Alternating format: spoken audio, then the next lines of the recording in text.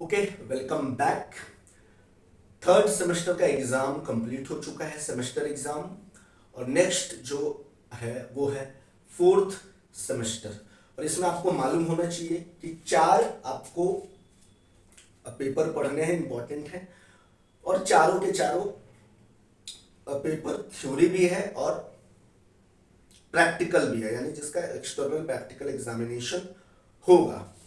एक paper common रहेगा आपका मैकेनिकल और मेटलर्जी दोनों के लिए, that is called operational management. ठीक है, ऑपरेशन मैनेजमेंट ये सब्जेक्ट नंबर 1 है, ऑपरेशन मैनेजमेंट। ये आपका कॉमन रहेगा पेपर। ठीक है, और अगर फोर्थ सेमेस्टर की बात हम करेंगे साहब, तो फोर्थ सेमेस्टर का कोड स्टार्ट होता है 401 से। तो इसका कोड हो जाएगा MEC 401। ठीक है, 4 रिप्रेजेंट करता है फोर्थ सेमेस्टर को। अगर 3 रहेगा थर्ड सेमेस्टर, 2 रहेगा सेकेंड सेमेस्टर, 1 रहेगा फर्स्ट सेमेस्टर, 5 रहेगा फिफ्थ सेमेस्टर, 6 रहेगा सिक्स सेमेस्टर। एकदम इजी है। चलिए number 2, CNC programming and machining. बहुत ही इंपॉर्टेंट पेपर है, CNC प्रोग्रामिंग एंड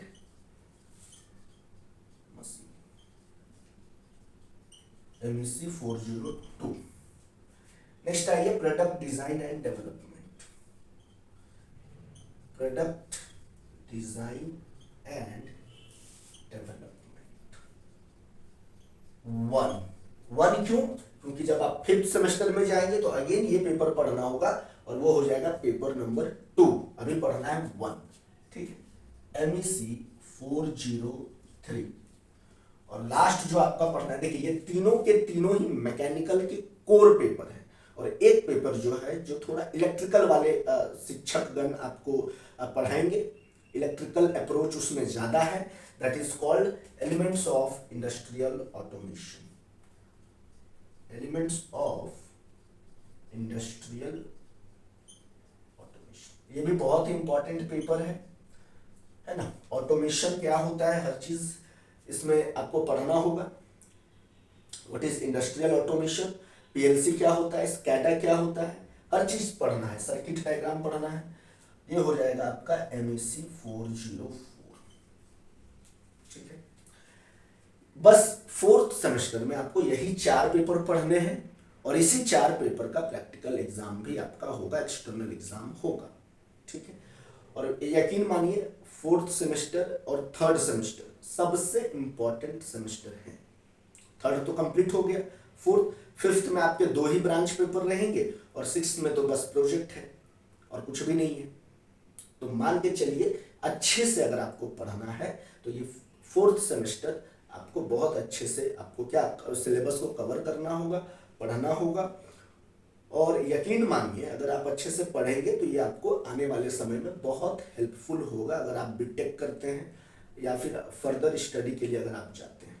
ठीक है, तो आप कमेंट में जरूर बताएं कि मैं कौन सा पेपर पढ़ाऊं, उस पेपर को मैं जरूर पढ़ाऊंगा। हाँ, ये मैं फोर्थ वाला पेपर नहीं पढ़ाऊंगा, एलिमेंट्स ऑफ इंडस्ट्रियल ऑटोमेशन, क्योंकि ये काफी ज्यादा इसमें इलेक्ट्रिकल सर्किट डिजाइन है, PLC है, स्कैडा है ना, जो मैकेनिकल के कोर पेपर में काउंट नहीं होता है। ठीक है, तो इसको मैं नहीं पढ़ाऊंगा, MEC 404।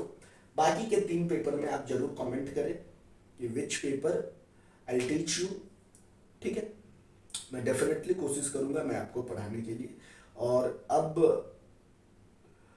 आप रेडी हो जाएं पढ़ने के लिए, क्योंकि जो इवेंट सेमेस्टर होता है उसमें टाइम बहुत कम मिलता है। क्योंकि इवेंट सेमेस्टर में ही क्या होता है, जो फाइनल ईयर के स्टूडेंट होते हैं वो पास आउट होते हैं, तो उनको बहुत ही टाइमली क्या होता है, उनका एग्जाम कराना होता है, उनके रिजल्ट को पब्लिश करना होता है और उन्हें प्रोविजनल भी मुहैया करा देना होता है, ताकि वो कहीं फर्दर एडमिशन ले सके बीटेक में या फिर फर्दर किसी कंपनी में काम कर सके, है ना।